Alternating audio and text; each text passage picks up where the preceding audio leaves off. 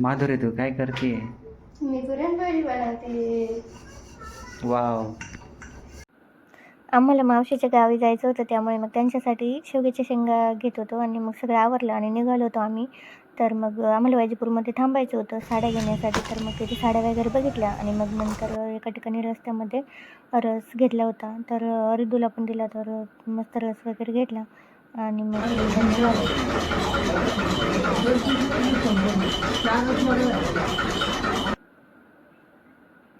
आणि मग रस्त्यात एका ठिकाणी ना अंजीर आणि चिकू घेतले होते आईंनी आणि मग मस्त रिद्दूला दौलताबादचा किल्ला दाखवत, झाडं डोंगर दाखवत मग निघालो होतो आम्ही. आणि आम्ही संभाजीनगरला गेलो होतो. तर संभाजीनगरला आम्ही बस स्टॉपवरती थांबलो होतो. तर आम्हाला घ्यायचं होतं तिथून दिदीला. काय करायला घेतलं. आजी लोकांचं लय भारी राहतो भाऊ. गाडी मोबाईल घेतला का लगेच पहिले पदर सावरते.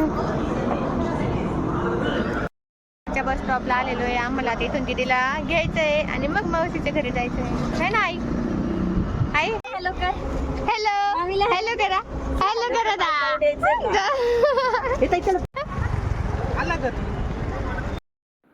आणि मग संभाजीनगरला दिदीला तिथून आम्ही घेतलं होतं बस स्टॉपवरून आणि मग निघालो होतो मावशीच्या गावी जाण्यासाठी. तर संध्याकाळ झाली होती थोडी आणि मग रोडने थोडी बोरबोर पण येत होती पावसाची. मस्त असे डोंगर झाडं बघत निघालो होतो. त्याच्यासाठीच तर ते आलं इकडे. बिस्किटसाठी आलाय तो. हा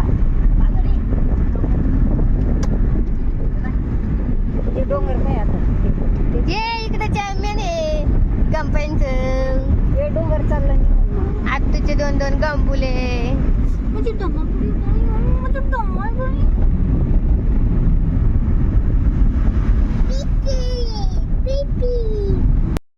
आणि हनुमान जयंती होती, तर एका ठिकाणी रोडलाच हनुमानचं मंदिर होतं, तिथे प्रसाद होता. आणि मग आम्ही दीदी आणि मी काय मग आम्ही गेलो मस्त दर्शन वगैरे घेतलं आणि प्रसाद घेऊन आलो होतो. तर हे सगळे आम्हाला हसत होते की प्रसाद घेऊन आले. रुसली आमच्या आधी दादा रुसला बरं का इथे. आणि फायनली आम्ही पोचलो होतो मावशीच्या घरी. तर खाली इथे किराणा दुकान आहे, मावशीवरती राहतात आणि मी इथे मग मावशीची मुलगी म्हणजे आमची एक दीदी डिलिव्हरी झालेली त्यांची, तर त्यांच्यासाठी भाजी बनवत होते. आमच्यासाठी मावशीने आधीच स्वयंपाक बनवून ठेवला होता, मटकीची भाजी, पोळ्या वगैरे. आणि आम्ही तिथून प्रसादाच्या ठिकाणून डाळबट्टी वगैरे आणली होती. नंतर मग मी दीदींसाठी भाजी वगैरे बनवली आणि मग आई बसल्या होत्या सगळ्या पोरांना घेऊन. तर या पोरांची इतकी मस्ती चालू होती, कोण कोणासोबत भांडत होतं.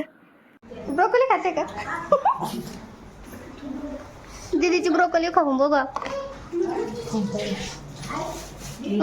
भाजी चांगली झाली आहे. मस्त आहे आमटी बट्टी मस्त आहे. मऊ येते मधून वरतून कडक बारीक चुरून देऊ मी. तो पण म्हणतोय